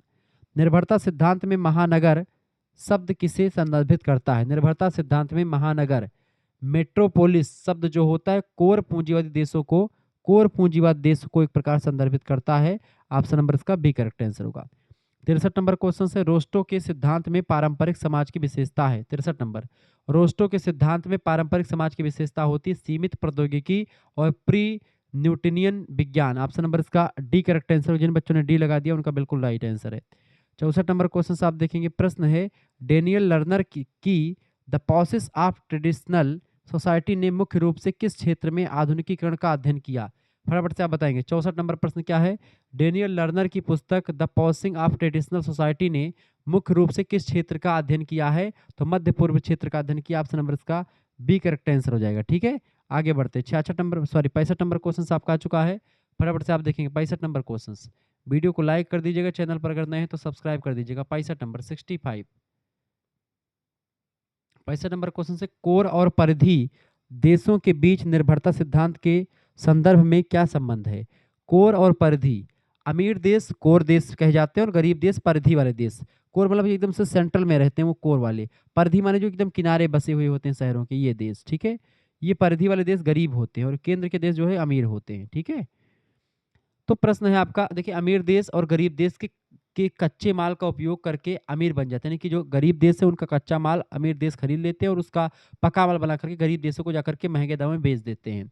तो इसका जो संबंध होता है, इसके संदर्भ में क्या संबंध होता है? इसका संसाधन परिधि की कोर की ओर जाते हैं, ठीक है, जिससे परिधि देशों की कीमत पर कोर देशों को आर्थिक लाभ होता है। ऑप्शन नंबर इसका बी करेक्ट आंसर हो जाएगा। ठीक है, 66 नंबर क्वेश्चन से, श्वेत बसन अपराध शब्द सबसे पहले किसके द्वारा प्रयोग किया गया था? तो एडविन सदरलैंड के द्वारा प्रस्तुत किया गया था। सफेद पोश अपराध के बारे में सदरलैंड ने काफी काम किया है। ठीक है, आगे बढ़ते हैं। अगला क्वेश्चन आपका 67 नंबर प्रश्न है, सदरलैंड का अपराध संबंधित सिद्धांत सुझाव देता है कि अपराधी व्यवहार। 67 नंबर, सदरलैंड का अपराधी संबंधित सिद्धांत जो है सुझाव देता है कि अपराधी व्यवहार सीखा जाता है। अपराधी व्यवहार क्या होता है? सीखा जाता है। बी ऑप्शन करेक्ट आंसर हो जाएगा। अपराध जन्मजात नहीं होता बल्कि बुरी संगति में रह करके व्यक्ति सीख जाता है। 68 नंबर क्वेश्चन से, मंडल आयोग मुख्य रूप से किससे संबंधित था? मंडल आयोग जो था पिछड़े वर्गों के आरक्षण के लिए संबंधित था। 27% आरक्षण की व्यवस्था करी गई थी। इसका बी ऑप्शन करेक्ट आंसर होगा। 69 नंबर क्वेश्चन आपका आ चुका है, ई नाम प्लेटफॉर्म किस क्षेत्र से जुड़ा हुआ है? बताएं। ई नाम एक प्लेटफॉर्म है, ये किससे जुड़ा हुआ बेटा? फटाफट से आप बताने का प्रयास करेंगे। ई नाम जो प्लेटफॉर्म है ये जुड़ा हुआ है कृषि के क्षेत्र से। ऑप्शन नंबर इसका सी करेक्ट आंसर होगा एग्रीकल्चर से। यह कृषि उत्पादों के लिए एक ऑनलाइन व्यापार मंच होता है ई नाम, ठीक है। 70 नंबर क्वेश्चन से स्किल इंडिया मिशन किस वर्ष लॉन्च किया गया था? स्किल इंडिया मिशन की शुरुआत हुई थी 2015 में। ऑप्शन नंबर इसका सी करेक्ट आंसर होगा। 71 नंबर क्वेश्चन है निम्नलिखित में से कौन सतत विकास के 3 स्तंभों में शामिल नहीं है, बताएं। सतत विकास के 3 स्तंभों में से एक कौन सा नहीं? 3 स्तंभ कौन कौन से हैं? देखिए, आर्थिक सुरक्षा, पर्यावरण की सुरक्षा और सामाजिक समावेश, ये तीनों सतत सतत विकास के 3 स्तंभ है, जबकि सैन्य सुरक्षा नहीं है। ऑप्शन नंबर इसका डी ही करेक्ट, मिलिट्री सिक्योरिटी सतत विकास का लक्ष्य नहीं है। 72 नंबर क्वेश्चन से भारत में नर्मदा बचाओ आंदोलन मुख्य रूप से किससे जुड़ा हुआ है? भारत में नर्मदा बचाओ आंदोलन जो जुड़ा हुआ है, ये बड़े बांधों या बड़े बांध परियोजनाओं और विस्थापन के विरोध के लिए जुड़ा हुआ है। कैसे बड़े बड़े बांध जो बनते हैं, इससे क्या होता है, जल भराव की समस्या उत्पन्न होती है, जिससे विस्थापन होता है। लोग जैसे जहाँ पर बांध बनेगा उसके एरिया के लोग जो है उनको अलग स्थान पर जाकर के रहना पड़ेगा। तो इसी वजह से विरोध हुआ खूब ज़्यादा बड़े बड़े बांधों के निर्माण के लिए। नर्मदा जो नदी घाटी है उस पर जो बांध बन रहा था, उस बांध को रोकने के लिए जो है ये व्यवस्था करी गई थी। ये बात आप ध्यान रखेंगे। आगे बढ़ते हुए चीज़ों को जानने का प्रयास करते हैं। वीडियो को लाइक कर दीजिएगा, चैनल पर अगर नहीं तो प्लीज़ चैनल को सब्सक्राइब भी कर दीजिएगा, क्योंकि इसी प्रकार से इन्फॉर्मेटिव वीडियो मैं लगातार आपके लिए लाता रहता हूँ। ये बात आप ध्यान रखेंगे, ठीक है। चले अगला 73 नंबर क्वेश्चन आपका आ चुका है। आत्मनिर्भर भारत रोजगार योजना का उद्देश्य क्या है? आत्मनिर्भर भारत रोजगार योजना का उद्देश्य है नए रोजगार सृजन के लिए नियोक्ताओं को प्रोत्साहित करना। ऑप्शन नंबर इसका बी करेक्ट आंसर हो जाएगा। 74 नंबर क्वेश्चन आपका आ चुका है। नील स्मेल्सर के आधुनिकीकरण के सिद्धांत को किस रूप में वर्गीकृत किया जाता है? 74 नंबर, तो नील स्मेल्सर के आधुनिकीकरण के सिद्धांत को संरचनात्मक कार्यात्मक सिद्धांत के रूप में या संरचनात्मक प्रकारात्मक सिद्धांत के रूप में जानते हैं। ऑप्शन नंबर इसका सी करेक्ट आंसर होगा। 75 नंबर क्वेश्चन आपका आ चुका है। साइबर अपराध के संदर्भ में फिशिंग और फार्मिंग, साइबर अपराध के संदर्भ में फिशिंग और फार्मिंग के बीच मुख्य अंतर क्या है? तो फिशिंग जो होता है ईमेल का उपयोग करती है, और जबकि फार्मिंग जो होता है वेबसाइट ट्रैफिक में हेरफेर करता है। ऑप्शन नंबर इसका बी करेक्ट आंसर हो जाएगा, ठीक है। B option is right answer. 76 number question आपका आ चुका है। कौन सी अवधारणा उस अदृश्य मनोवैज्ञानिक बाधा का वर्णन करती है जो औपचारिक समान अवसरों के बावजूद हाशिए पर रहने वाले समूहों को आगे बढ़ने से रोकती है? 76 नंबर का करेक्ट आंसर हो जाएगा ए ऑप्शन, ग्लास सीलिंग परिघटना बोलते हैं उसको। ऑप्शन नंबर इसका ए करेक्ट आंसर होगा। 77 नंबर क्वेश्चन आपका आ चुका। अवधारणा नीति में क्रीमी लेयर की अवधारणा सकारात्मक कार्रवाई की किस मौलिक आलोचना को संबोधित करती है? तो क्रीमी लेयर की अवधारणा जो होती है, ये वंचित समूहों के विशेष अधिकार प्राप्त लोगों को असंगत लाभ मिलना, इसी को क्रीमी लेयर कहते हैं। इसका सी ऑप्शन, वंचित समूहों के विशेष अधिकार प्राप्त लोगों को असंगत लाभ मिलना, ठीक है। इसका करेक्ट आंसर क्या हो जाएगा? C option. 78 नंबर क्वेश्चन से आपका भारतीय संविधान का कौन सा अनुच्छेद अस्पृश्यता का उन्मूलन करता है? तो अनुच्छेद 17 जो होता है अस्पृश्यता का उन्मूलन करता है। ऑप्शन नंबर इसका सी करेक्ट आंसर हो जाएगा। अनुच्छेद 15 धर्म जाति लिंग जन्मस्थान के आधार पर कोई भेदभाव नहीं किया जाएगा, ये बताता है। अनुच्छेद 21 प्राण और दैहिक स्वतंत्रता की बात करता है। अनुच्छेद 14 विधि के समक्ष समता की बात करता है, समानता की बात करता है। 79 नंबर क्वेश्चन आपका आ चुका है। पुस्तक एनिहिलेशन ऑफ कास्ट किसने लिखी है, बताएं। पुस्तक एनिहिलेशन ऑफ कास्ट, इसको किसने लिखा है? भीमराव अंबेडकर जी ने लिखा है, बाबा साहेब भीमराव अंबेडकर। ऑप्शन नंबर इसका बी करेक्ट आंसर होगा। 80 नंबर क्वेश्चन से निम्नलिखित में से कौन भारत में सकारात्मक कार्रवाई का एक उदाहरण है? सकारात्मक कार्रवाई, अफर्मेटिव एक्शन का एक उदाहरण इनमें से होता है शैक्षणिक संस्थानों में आरक्षण नीति। ऑप्शन नंबर इसका बी करेक्ट आंसर होगा। 81 नंबर क्वेश्चन से भारतीय संदर्भ में सांप्रदायिकता शब्द मुख्य रूप से संदर्भित करता है? 81 नंबर, भारतीय संदर्भ में सांप्रदायिकता कम्युनलिज्म शब्द जो है ये धार्मिक समुदाय के बीच तनाव और संघर्ष, जैसे हिंदू मुसलमान के बीच में संघर्ष होता है, तनाव होता है, उसी को सांप्रदायिकता कहा जाता है। धार्मिक समुदायों के बीच में तनाव और संघर्ष को सांप्रदायिकता के रूप में संदर्भित करते हैं। इसका डी ऑप्शन करेक्ट आंसर हो जाएगा, ठीक है। अगला प्रश्न 82 नंबर क्वेश्चन आपका आ चुका है। किस संवैधानिक संशोधन ने भारत में स्थानीय स्वशासन संस्थाओं में महिलाओं के लिए आरक्षण की व्यवस्था की थी? तो वो था 73वां और 74वां संविधान संशोधन। 1993 के आसपास 94 में हुआ था 73वां और 74वां संविधान संशोधन, जिसके तहत जो है महिलाओं के लिए बल्कि ग्राम पंचायत और नगर पंचायतों का गठन भी किया गया था 73 और 74 संविधान संशोधन में। ऑप्शन नंबर इसका ए करेक्ट आंसर होगा। 73वां संविधान संशोधन के द्वारा 11वीं अनुसूची, 74वें संविधान संशोधन के द्वारा संविधान में 12वीं अनुसूची को भी शामिल किया गया था। 94 नंबर क्वेश्चन आपका डेवलपमेंट इज फ्रीडम पुस्तक किसने लिखा? डेवलपमेंट इज फ्रीडम, इस पुस्तक को प्रोफेसर अमर्त्य सेन ने लिखा है। ऑप्शन नंबर इसका ए करेक्ट आंसर हो जाएगा। 84 नंबर क्वेश्चन से मानव विकास सूचकांक की संकल्पना को एक व्यापक उपागम यानी दृष्टि के रूप में किसने प्रस्तावित किया है? फटाफट से आप बताएंगे। 84 नंबर मानव विकास सूचकांक ह्यूमन डेवलपमेंट इंडेक्स की संकल्पना को किसने प्रस्तावित किया है? महबूब उल हक करेक्ट आंसर हो जाएगा इसका डी ऑप्शन। 85 नंबर प्रश्न आपका आ चुका है। इमेनुअल वालरस्टीन की विश्व प्रणाली सिद्धांत में अर्धपरिधि की क्या विशेषता है? अर्धपरिधि की विशेषता क्या होती है?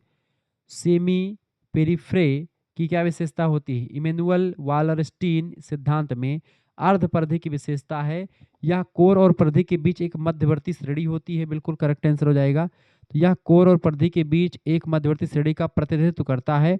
ऑप्शन नंबर इसका ए करेक्ट आंसर हो जाएगा। ठीक है, नेक्स्ट क्वेश्चन 86 नंबर क्वेश्चन से किस समाजशास्त्री ने अपराध का विभेदक सहचर सिद्धांत प्रस्तुत किया है? अपराध का विभेदक सिद्धांत, विभेदक सहचर सिद्धांत, डिफरेंशियल एसोसिएशन थियरी, इसको दिया है एडविन सदरलैंड ने। ऑप्शन नंबर इसका बी करेक्ट आंसर होगा, एडविन सदरलैंड। ठीक है, 87 नंबर क्वेश्चन आप देखेंगे। प्रश्न है, भारत में जातीय असमानता मुख्य रूप से समझी जाती है। भारत में जातीय असमानता जो होती है एक पदानुक्रमिक सामाजिक स्तरीकरण प्रणाली के रूप में जानी जाती है। ऑप्शन नंबर इसका बी करेक्ट आंसर हो जाएगा। 88 नंबर क्वेश्चन आप देखेंगे। प्रश्न है, निर्भरता सिद्धांत के अनुसार अविकसित देशों में अभिजात वर्ग की क्या भूमिका होती है? निर्भरता सिद्धांत के अनुसार अविकसित देशों में जो अभिजात वर्ग होता है उसकी भूमिका होती है क्योंकि वे विकसित देशों के हितों के साथ संरेखित होते हैं। ऑप्शन नंबर इसका करेक्ट आंसर क्या हो जाएगा? वे विकसित देशों के हितों के साथ संरेखित होते हैं। इसका बी ऑप्शन बिल्कुल करेक्ट आंसर हो जाएगा। आगे देखते हैं, 89 नंबर प्रश्न आपके स्क्रीन पर आ चुका है। फटाफट से आप वीडियो को लाइक कर दीजिएगा। चैनल पर अगर नए हैं तो प्लीज़ चैनल को सब्सक्राइब भी कर दीजिएगा। ठीक है, सभी लोगों से निवेदन है कि प्लीज़ वीडियो को लाइक कर दें।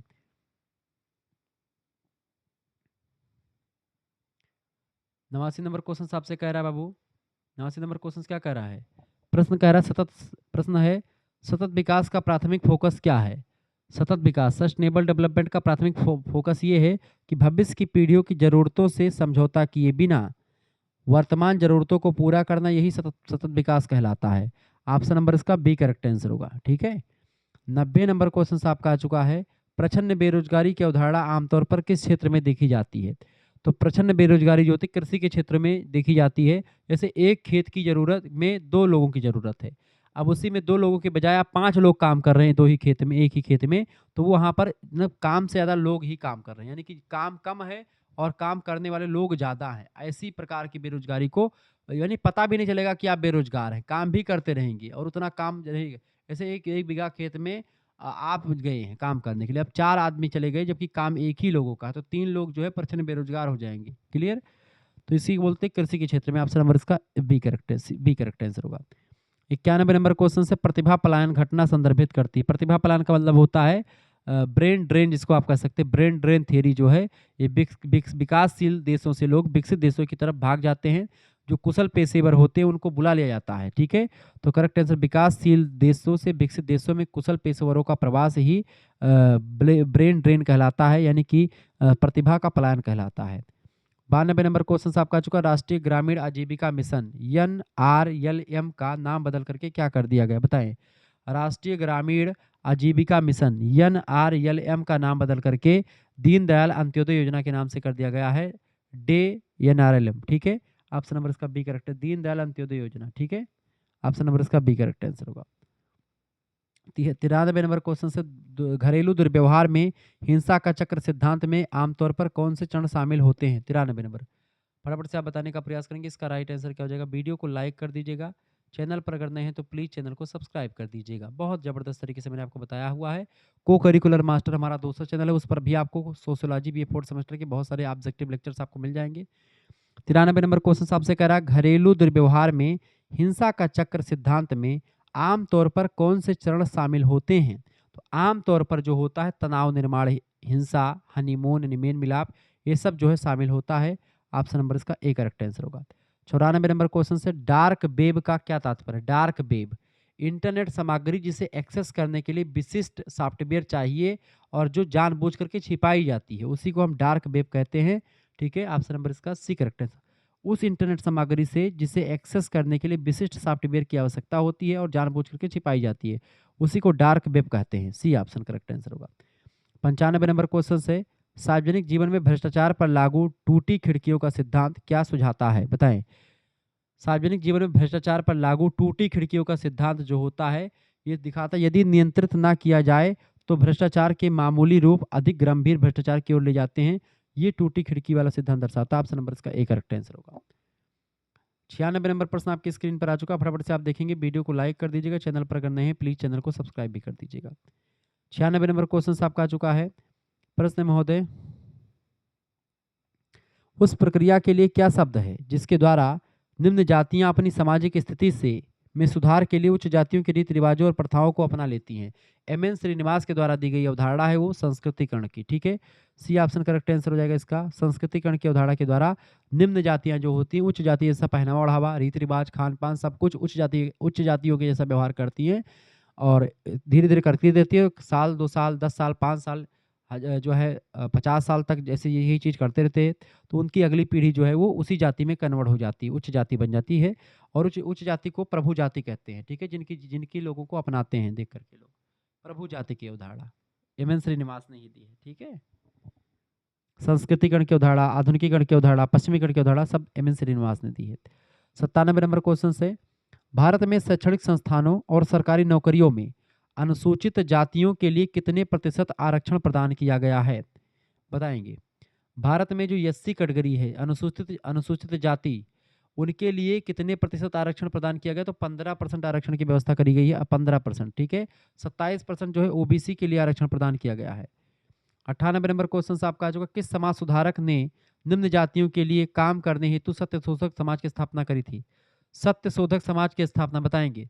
किस समाज सुधारक ने सत्यशोधक समाज की स्थापना करी थी? तो ज्योतिराव फूले ने। ऑप्शन नंबर इसका बी करेक्ट आंसर हो जाएगा। 99 नंबर क्वेश्चन से, भारतीय समाजशास्त्र में प्रभु जाति की अवधारणा किसके द्वारा प्रस्तुत की गई थी? 99 नंबर, भारतीय समाज में समाजशास्त्र में प्रभु जाति डोमिनेंट कास्ट, इसकी अवधारणा एम.एन. श्रीनिवास ने दी है। ऑप्शन नंबर इसका बी करेक्ट आंसर हो गया, एम.एन. श्रीनिवास। प्रभु जाति मतलब कि बड़ी जातियां, उच्च जातियों को प्रभु जाति कहा एम.एन. श्रीनिवास ने। जिनके पास खेत ज्यादा, जिनके संगठन के लोग ज्यादा हैं, ठीक है, उन्हीं को प्रभु जाति कहा। 100 नंबर क्वेश्चन आपका आ चुका है, कौन सा कानून विशेष रूप से जाति प्रथा और अस्पृश्यता के आधार पर भेदभाव को संबोधित करता है? बताएंगे। कौन सा कानून विशेष रूप से जाति प्रथा और अस्पृश्यता के आधार पर भेदभाव को संबोधित करता है? तो वो है नागरिक अधिकार संरक्षण अधिनियम 1955। इसका ए ऑप्शन करेक्ट आंसर हो जाएगा। Protection of civil rights act 1955। ठीक है, नागरिक अधिकार संरक्षण अधिनियम 1955 जो होता है, ये कानून विशेष रूप से जाति प्रथा और अस्पृश्यता के आधार पर भेदभाव को संबोधित करता है। ये बात आप ध्यान रखेंगे। ठीक है, तो इस तरीके से 100 क्वेश्चन आपने देख लिया। समाज शास्त्र के बीए 4th सेमेस्टर के 100 क्वेश्चन आपने देखा, जो कि आपकी परीक्षा के लिए बहुत ज़्यादा महत्वपूर्ण था। 2025 का क्वेश्चन पेपर है, ये आंसर की भी नीचे लगी हुई आपको मिल जाएगी। हमारा दूसरा चैनल है को करिकुलर मास्टर, इसको आप सब्सक्राइब कर लीजिएगा। बीए करिकुलर हमारा दूसरा चैनल, इसको भी सब्सक्राइब कर लीजिएगा। ठीक है, आपने शुक्ला एचडी पॉइंट के द्वारा इस लेक्चर आपको देखा होगा। अब आपको बता दूं कि अगर आपको हमारे पीडीएफ नोट्स प्राप्त करने हैं, हमारे व्हाट्सएप ग्रुप में जुड़ना है तो जुड़ सकते हैं आप। 9984 039 139 इस नंबर पर आपको व्हाट्सएप पर एसएमएस कर देना है। क्या एसएमएस करेंगे? आप अपना नाम एसएमएस कर दीजिएगा, अपनी यूनिवर्सिटी का नाम, अपने सब्जेक्ट के नेम और आप किस सेमेस्टर में हैं अपने सेमेस्टर का नाम लिख करके भेज दीजिएगा। मात्र और मात्र 100 रुपये फीस में आपके लिए पूरी व्यवस्था कर दी जाएगी। 100 रुपये फीस में आपको सभी सब्जेक्ट का ऑब्जेक्टिव का भी नोट्स और लिखित का भी नोट्स मिल जाएगा, जो आपकी परीक्षा के लिए बहुत ही हेल्पफुल करेगा। और ये फीस आपको किस पर भेजनी है? जैसे आप व्हाट्सएप पर एसएमएस करेंगे, आपके पास एक क्यूआर कोड स्कैनर भेजा जाएगा। उसी क्यूआर कोड स्कैनर पर आपको मात्र और मात्र 100 रुपये फीस जमा कर देने हैं। उसके बाद में आपके लिए पूरी व्यवस्था कर दी जाएगी। आपको व्हाट्सएप पर लाइव क्लास के link, video lecture, PDF notes, model paper, revision class, marathon class, महासंग्राम रिवीजन क्लास सभी की क्लास मिलेगी, वीडियो लेक्चर्स मिलेंगे, पीडीएफ नोट्स, पिछले साल के पीडीएफ नोट्स तमाम सारे मिलेंगे, अब की साल के पीडीएफ नोट्स मिलेंगे, सब कुछ आपके नोट्स मिल जाएंगे। ये बात आप ध्यान रखेंगे। बहुत ही बारीकी के साथ मैं चीज़ों को आपको बताने का प्रयास करूँगा। ठीक है, क्लियर?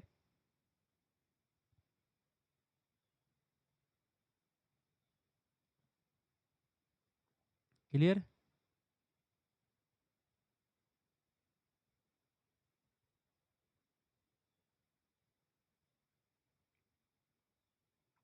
आगे बढ़ते हुए चीज़ों को जानने का प्रयास करते, वीडियो को शेयर कर दीजिएगा और लाइक भी कर दीजिएगा।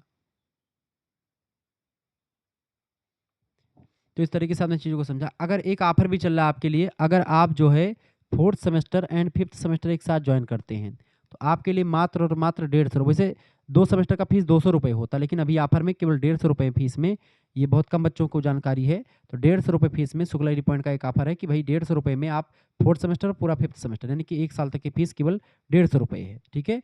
और बाकी जो है आपका केवल 1 सेमेस्टर की फीस 100 रुपए है, ये बात आप ध्यान रखेंगे, क्लियर? और ये जैसे आप एक सब्जेक्ट का सीरीज़ खरीदते हैं, तो कम से कम 60 रुपए का पड़ता है। आप 2 सब्जेक्ट खरीदेंगे, 120 का पड़ेगा, 4 सब्जेक्ट के लेंगे, 240 का हो जाएगा। समझ रहे हैं? क्लियर? और अगर आप 5 सब्जेक्ट की लेंगे तो 5th सेमेस्टर में तो आपका 300 रुपए खत्म हो जाएँगे। ये 300 रुपए आपके ना खत्म हो, इसके लिए मात्र 150 रुपए फीस में आपको दोनों सेमेस्टर का मिल जाएगा। अच्छा 300 रुपए 5 सब्जेक्ट के और 600 रुपए 2 सेमेस्टर के और 150 रुपए में दोनों सेमेस्टर का आपको नोट्स मिल जाएगा, ऑब्जेक्टिव का भी लिखित का। अब की बार सभी विश्वविद्यालय का लिखित आने वाला, तो उसके लिए पूरी तैयारी आपकी हो जाएगी। तो ये बेटर है कि वो आप जो बता रहे हैं वो बेटर है।